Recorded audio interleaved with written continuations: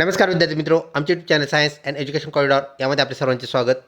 BEd CET March 2026 जी की अत्यंत जवळ आलेली आहे, या अनुषंगाने आपण मागील वर्षातील म्हणजेच 2017 ते 2025 यामधील PYQs ज्याला आपण म्हणतो म्हणजेच प्रिव्हियस इयर क्वेश्चन्स पाहत आहोत. याचा भाग 3 आज आपण पाहणार आहोत. यापूर्वी आपण 2 भाग प्रदर्शित केले आहेत, ते जर आपण पाहिले नसतील तर कृपया पाहून घ्या. तसेच व्हिडिओला लाईक करा व चॅनलला सबस्क्राईब करण्यास विसरू नका. प्रश्न क्रमांक 1. शिक्षणातील कमवा आणि शिका ही संकल्पना कोणाची आहे? तर उच्च शिक्षणामध्ये आपण कमवा आणि शिका ही संकल्पना पाहतो, ती कोणी मांडली, कुणी आणली, असा हा प्रश्न. A. Doctor Babasaheb Ambedkar, B. Maharshi Karve, C. Karmaveer Bhaurao Patil आणि D. Yashwantrao Chavan. Option C Karmaveer Bhaurao Patil आपलं करेक्ट उत्तर होय. पुढचा प्रश्न ELCT या घटकातून. What is antonym of rich? Antonym म्हणजेच विरुद्धार्थी शब्द. तर आपल्याला रिच या शब्दाला विरुद्धार्थी शब्द सांगायचा आहे. टायनी, टायनीचा अर्थ असतो सूक्ष्म म्हणजेच एकदम लहान. त्यानंतर पुअर म्हणजेच गरीब, बिग म्हणजेच मोठा आणि लार्ज म्हणजेच भव्य. तर ऑप्शन बी पुअर आपलं करेक्ट उत्तर होय. Which is synonym of beautiful? Beautiful म्हणजेच सुंदर.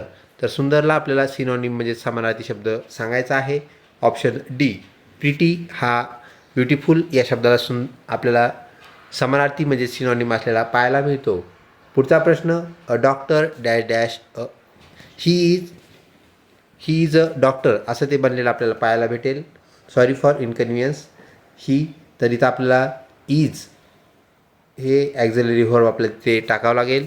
तर ही इज अ डॉक्टर. आता इज कशामुळं आलं लक्षात घ्या. इथं ए आलेलं आहे म्हणजे तो एक डॉक्टर आहे. तर एक असल्यामुळे इज आलेलं आहे.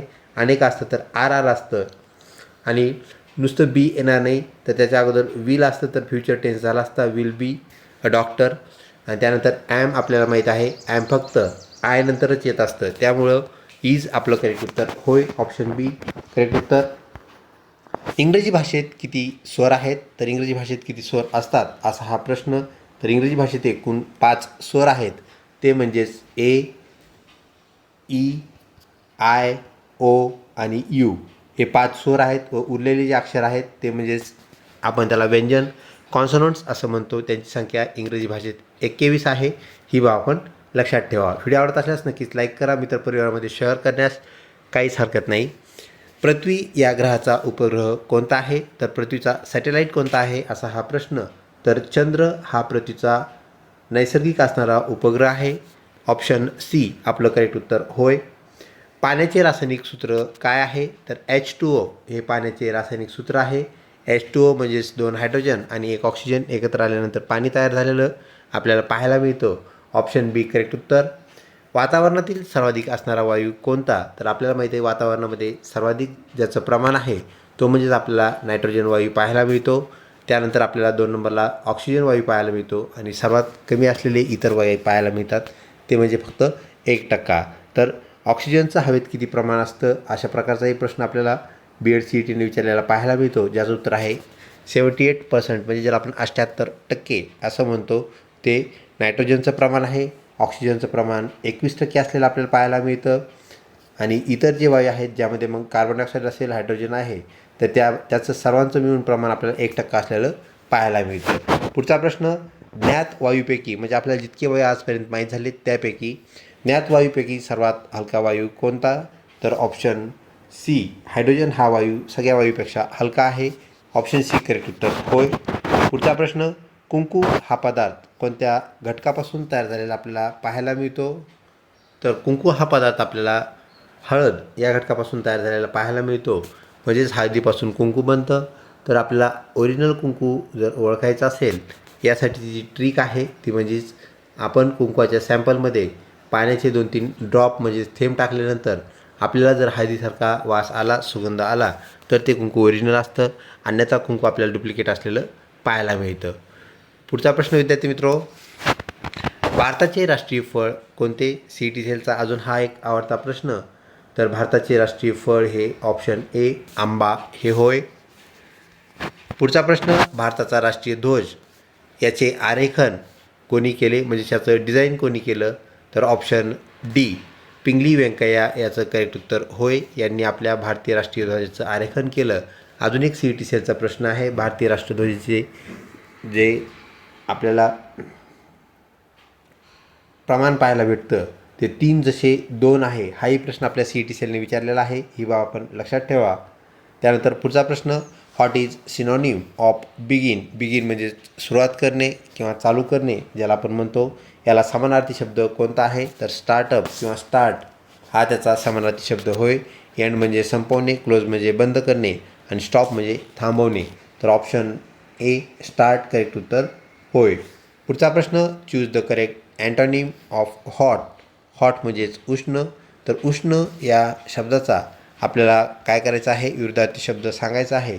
उष्ण या शब्दाचा विरुद्धार्थी तो म्हणजेच ऑप्शन बी कोल्ड, ज्याला आपण थंड असं म्हणतो, हा होय. तर वार्म याचा अर्थ आहे गरम, त्यानंतर हीटचा पण उष्ण आणि ड्रायचा कोरडा. तर हे तिन्ही शब्द आपल्याला त्याच्या विरुद्धार्थी असलेले पाहायला मिळत नाहीत. कोल्ड हा हॉटच्या विरुद्ध आहे. ऑप्शन बी करेक्ट उत्तर होय. पुढचा प्रश्न, पुढील अंकमालिका पूर्ण करा.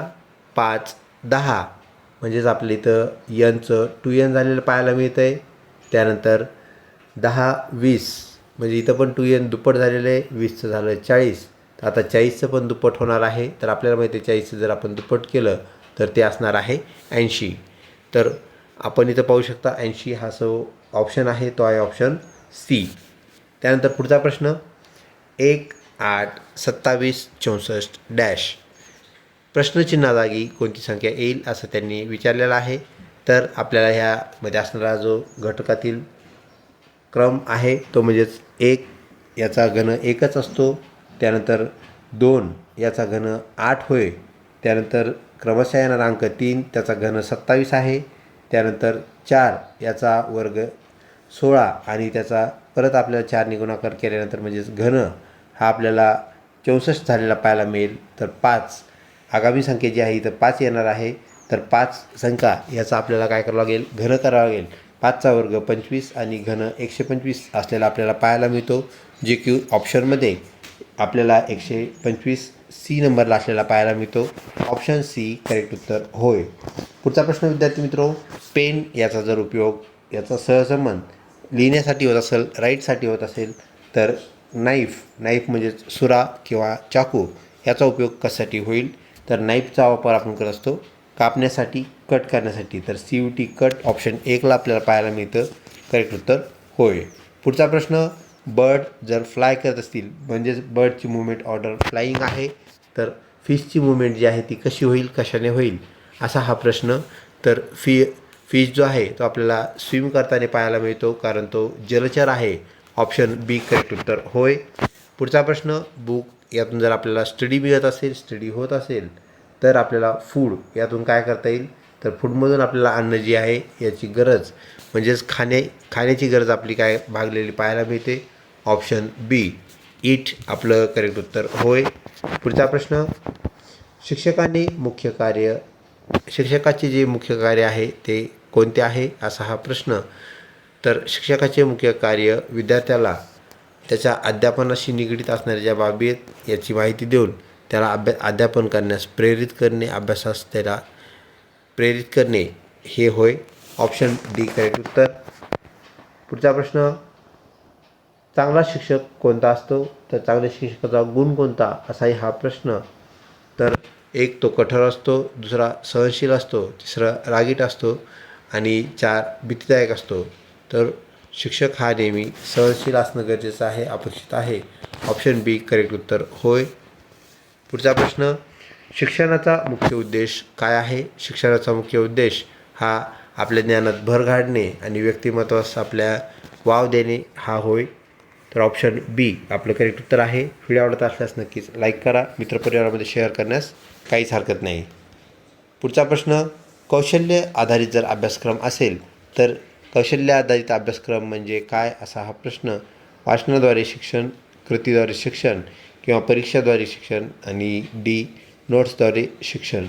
तर कौशल्य निर्मिती ही आपल्याला कृतीमधूनच झालेली पाहायला भेटेल, प्रॅक्टिस प्रॅक्टिकल बेस्ड एज्युकेशन असं त्याचा अर्थ आहे. तर ऑप्शन बी कृतीद्वारे शिक्षण आपलं करेक्ट उत्तर ठरते. पुढचा प्रश्न,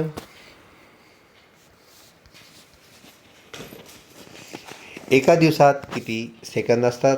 तर एका दिवसात असणारे जे सेकंद आहेत ते कॅल्क्युलेट करण्यासाठी आपल्याला एका तासामध्ये असणारे सेकंद ते म्हणजेच काय असतात, तर 3600 तब्बल 3600 सेकंद एका तासामध्ये आपल्याला पाहायला मिळतात. एका दिवसात तास असतात 24, म्हणजेच 3600 गुणिले 24 असं जर आपण केलं तर येणारं जे आपलं उत्तर आहे ते आहे ऑप्शन सी, ते म्हणजेच 84,400 आपलं करेक्ट उत्तर होय. तर एका तासामध्ये 3600 सेकंद असतात, म्हणजे ऑप्शन ए आपलं उत्तर नाही आहे. Option C correct answer. पुढचा प्रश्न, वर्गातील शिस्त राखण्यासाठी तुम्ही शिक्षक या नात्याने काय करणे आवश्यक आहे?